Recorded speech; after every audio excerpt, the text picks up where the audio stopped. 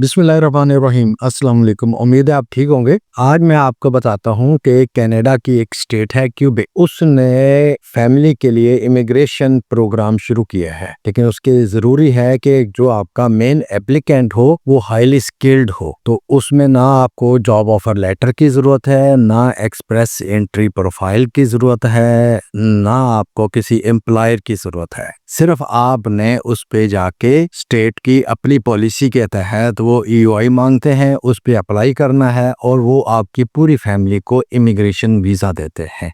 इसके कुछ स्टेप्स हैं और कुछ पॉइंट्स हैं कि आपने क्या प्रोसेस है और क्या क्राइटेरिया है, वो इस वीडियो में मैं आपको बताऊंगा। इसलिए आपसे गुजारिश है कि आप मुकम्मल वीडियो देखें ताकि कोई पॉइंट मिस ना हो जाए और आप देखें कि आप एलिजिबल हैं तो आप फ़ौरन अप्लाई करें। जी, मैं हूँ जाहिद ज़हूर और आप मेरा YouTube channel learn with Zahid देख रहे हैं।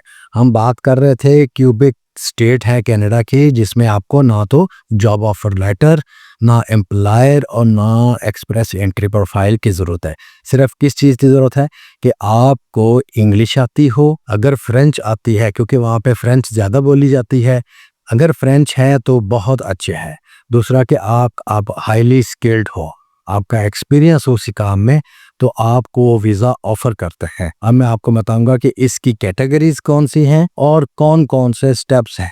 इसमें सिंपली आपने अप्लाई करना है, किसी किस्म का कोई टेस्ट नहीं है आपका एजुकेशन का या स्किल का, सिर्फ वो आपके सर्टिफिकेट्स और इस पे वो आपको ऑफ़र करते हैं कि आप फुल एप्लीकेशन दें और फिर वो उसके लिए आपका मेडिकल वगैरह करके आपको इमिग्रेशन दे देते हैं। अब मैं आपको बताऊं कि इसमें सबसे पहला क्राइटेरिया है कि उन्होंने कुछ टेयर्स बनाए हैं, नंबर 1, 2, 3, 4, 5 को। नंबर 1 और 2 में वो होते हैं जो हाईली स्किल्ड हो। हाईली स्किल्ड से मुराद कि उसमें नर्सेस, डॉक्टर्स, इंजीनियर्स और प्रोफेसर वगैरह जो जिनका काफ़ी रिच एक्सपीरियंस हो, वो कैटेगरी 1 और 2 में फॉल करते हैं। 3 और 4 में है जो या तो सेमी स्किल्ड हो या उनका एक्सपीरियंस कदरे उनसे कम हो लेकिन वो अपने काम में माहिर हो, वो कैटेगरी 3 और 4 में फॉल करते हैं। 5 और 6 में जो है वो लोग आते हैं कि जो टेक्निकली एक साउंड हो, एक्सपीरियंस भले इतना ना हो लेकिन वो टेक्निकली बहुत साउंड हो कि वो अपना वहाँ जाके एक्सपीरियंस इन्हेंस करके डिलीवर कर सके, वो कैटेगरी 5 और 6 में आते हैं। उसमें जो है वो हेल्थ केयर वर्कर्स और दीगर टेक्नीशियन, इस किस्म के लोग उसमें कैटेगरी 6 में आते हैं। और जो हमारे फार्मर्स या दूसरे लोग हैं, दीगर लोग हैं कि जो टेक्निकली काम जानते हैं लेकिन उनके पास एक्सपीरियंस लेटर नहीं होता, तो वो भी फॉल करते हैं कैटेगरी 5 और 6 में कि यहाँ पे टेक्निकली हैंड है उनके पास लेकिन वो प्राइवेटली काम कर रहे हैं, उनके पास एक्सपीरियंस नहीं, लेटर नहीं है, तो लिहाजा वो कैटेगरी 5 और 6 में फॉल करते हैं। एक कैटेगरी ऐसी है जो रेगुलेटेड कहलाती है, उसमें वो कैटेगरी आते हैं जिनको लाइसेंस की जरूरत होते हैं। मसलन वकील, जो एडवोकेट हैं या आर्किटेक्ट हैं, इनको उनकी काउंसिल से सर्टिफाइड होना पड़ता है, लाइसेंस लेना पड़ता है, फिर वो काम करते हैं। इनकी कैटेगरी उन्होंने अलग बनाई है, लेकिन उसमें 2 कैटेगरी मजीद हैं कि जो बीएस इंजीनियर्स हों इस तरह या एडवोकेट हों, बैरिस्टर हों, उनके लिए वहाँ लाइसेंस लेना इजी है और वो कैटेगरी ए और 1 में फॉल करते हैं। नेक्स्ट एक कैटेगरी है एक्सेप्शनल टैलेंट। एक्सेप्शनल टैलेंट में वो हैं कि जिनके अंदर टैलेंट है, और वो मिसाल दूंगा आपको आर्टिस्ट की, प्लेयर्स की, स्पोर्ट्स में है टैलेंट है, आर्टिस्ट में भी है, और दीगर राइटर हैं ऐसे, उनमें टैलेंट है लेकिन उनका कहीं एक्सपीरियंस शो नहीं हो सकता। वो एक्सेप्शनल टैलेंट की कैटेगरी उन्होंने स्पेशली बनाई है, वो उसमें फॉर्म फिल करते वक्त लिखते हैं और अपनी प्रीवियस हिस्ट्री में वो डालते हैं कि मैंने ये काम किया है या मेरी अचीवमेंट्स ये हैं। वो अचीवमेंट्स के थ्रू उसकी कैटेगरी में डालते हैं कि ये किस कैटेगरी में होंगी। जितनी ज़्यादा अचीवमेंट्स होंगी और वो उसी का उतने पॉइंट्स ज़्यादा होंगे और वो कैटेगरी उसकी हाई अप होती जाएगी। जी, अब मैं आपको जनरल क्राइटेरिया बताऊं कि इसमें एज कितनी है। एज की लिमिट है उनके कि मिनिमम 18 ईयर हो, जो मेन एप्लीकेंट है उसकी एज मिनिमम 18 ईयर हो। अपर लिमिट उन्होंने कोई नहीं बताई कि कोई लिमिट नहीं है। और एक्सपीरियंस, वर्क एक्सपीरियंस जो है वो मिनिमम 1 ईयर एक्सपीरियंस बताया कि 1 साल का तजर्बा हो, 18 साल से उम्र ज़्यादा हो और वो अपनी फैमिली को सपोर्ट कर सकता हो। मसलन वहाँ जाके वो इस एलिजिबल हो, काम करने की सलाहियत हो कि वहाँ पे जब वो शिफ्ट हो जाएंगे तो वो अपने वहाँ पे अर्निंग करके अपनी फैमिली को सपोर्ट करने के काबिल हों। दूसरा ये है कि वो उसके जो एजुकेशनल क्रेडेंशियल है, एजुकेशनल सर्टिफिकेट्स हैं, उसकी वो छानबीन यहाँ करते हैं, यहाँ से वेरीफाई भी करते हैं और वो खुद वहाँ पे भी डबल चेक लगा के उसको चेक करते हैं। यही उनकी बेसिक शर्त है। अब ये है कि वहाँ पे जब आप, ये पॉइंट सिस्टम है, अगर आप सिंगल हैं, अनमैरिड हैं, तो आपको 50 पॉइंट्स चाहिए आउट ऑफ 100। उसमें वो क्या देखते हैं, आपकी एजुकेशन देखते हैं, आपकी लैंग्वेज स्किल देखते हैं, आपका एक्सपीरियंस देखते हैं, आपके हिडन टैलेंट को देखते हैं और इसके मुताबिक आपको मिनिमम 50 पॉइंट हैं क्वालिफाई करने के लिए। अगर आप मैरिड हैं और बच्चे नहीं हैं तो आपको 59 से 63 के दरमियान आपको पॉइंट्स चाहिए।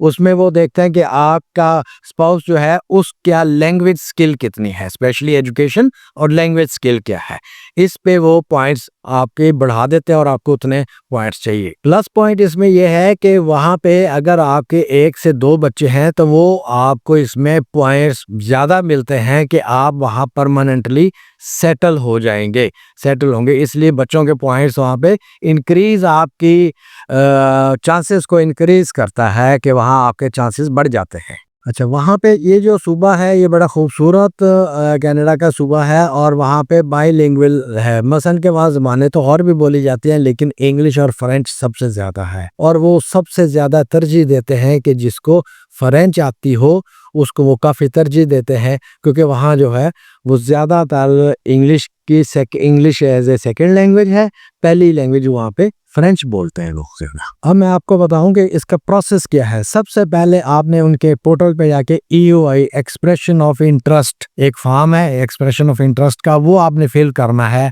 कि आपने इजहार करना है, इंटरेस्ट शो करना है कि मैं अपनी फैमिली वहाँ शिफ्ट होना चाहता हूँ और काम करना चाहता हूँ। नंबर 1। नंबर 2 है, जब आपका वहाँ EOI जमा हो जाता है तो फिर वो देखते हैं कि आप किस जॉब के अहल हैं, तो वो फिर आपको इनविटेशन भेजते हैं कि अब आप, सेकंड स्टेप है कि आप फुल प्रोफाइल अपनी भेजें, फिर अपनी मजीद आप डिटेल भेजते हैं अपनी प्रोफाइल की कि मेरे प्रीवियस एक्सपीरियंस, ये सारी चीज़ें डॉक्यूमेंट करके आपको वहाँ भेजना पड़ता है। जब आपकी फुल प्रोफाइल चली जाती है तो फिर CSQ, certificate of selection Q, आपको वहाँ लेना पड़ता है। वो आपका क्यूबेक प्रोविंस की जो गवर्नमेंट है वो आपको प्रोवाइड करती है कि आप इनिशियली 2 चीज़ें क्वालिफाई कर गए, EOI और फुल प्रोफाइल। इसके बाद आपको फिर फेडरल गवर्नमेंट, जो कनाडा की फेडरल गवर्नमेंट है, उसके पास जाना पड़ता है, उसको आप अप्लाई करते हैं। अप्लाई करने के लिए भी उनका पोर्टल है, वो पोर्टल पे आप जाके पूरा अप्लाई करेंगे और अपनी चीज़ें जो है वहाँ सबमिट करेंगे।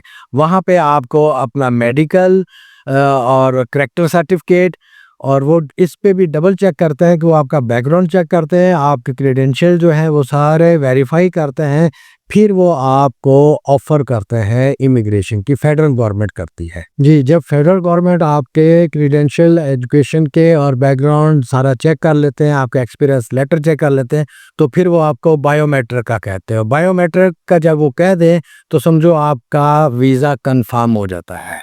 उस वक्त आपको एक बैंक स्टेटमेंट भी शो करनी पड़ती है। उसमें परेशान होने की ज़रूरत नहीं, वो सिर्फ इसलिए वो लेते हैं कि आप जाते ही पहले दिन ही जाके जॉब पे नहीं चले जाएंगे। अगर आपको चंद दिन वहाँ बगैर जॉब के रहना पड़े तो आपके पास इतने पैसे हों कि आप वहाँ अपनी फैमिली को सपोर्ट कर सकें। लेकिन इसलिए परेशान नहीं होना कि वो सिर्फ उन्हीं लोगों को EOI के बाद फुल एप्लीकेशन के लिए अप्लाई करने को कहते हैं जिनके लिए वहाँ पे जॉब ऑलरेडी अवेलेबल होती है। अब मैं आपको बताता हूँ कि इसमें आप चांस अपने किस तरह बढ़ा सकते हैं, क्योंकि इसमें पॉइंट सिस्टम है, तो सबसे पहले अगर आपने नहीं सीखी हुई या नहीं आती तो फ्रेंच लैंग्वेज सीख लें। फ्रेंच लैंग्वेज बहुत फ्लुएंटली ना सीखें, आप बेसिक सीखे से हो। बेसिक आपको आते हो तो आपके पॉइंट्स इंक्रीज हो जाएंगे और आपके चांसेस बढ़ जाएंगे। दूसरा है कि आप सारे डॉक्यूमेंट्स पहले एक बार खुद जमा कर लें, इकट्ठे कर लें और उसको यहाँ पे जो रेलिवेंट अदारे हैं हमारे, एचईसी है, बोर्ड है, तो वहाँ से आप वेरीफाई कर लें ताकि जब वो मांगे तो उसका टाइम पीरियड होता है तो आप लेट ना हो, वो सबमिशन में आपकी एप्लीकेशन लेट ना हो। तो वो सब वेरीफाइड करवा के यहाँ रख लें ताकि सिर्फ आपने अपलोड करने हो। इवन कि हम तो कहते हैं कि आप स्कैन करके रखें। तीसरा है कि बैंक स्टेटमेंट भी जब आप अप्लाई करने लगे हैं उस दिन की आप बैंक स्टेटमेंट रखें कि मेरे पास इस वक्त इतने पैसे हैं, ताकि उनको प्रूफ हो कि ये बंदा यहाँ आके सरवाइव कर लेगा। उम्मीद है आपको सारी चीज़ें समझ आ गई होंगी। अगर फिर भी नहीं किसी चीज़ का पता चला तो आप डायरेक्ट राब्ता भी कर सकते हैं और कमेंट बॉक्स में लिख भी सकते हैं, मैं उसमें डिटेल से जवाब दे दूंगा। आपसे गुजारिश है कि आप चैनल को सब्सक्राइब करें और मुतल्लका चैनल को लाइक और फॉलो कर लें ताकि इस तरह की मज़ीद मालूमात आप तक पहुँचती रहे। बहुत शुक्रिया।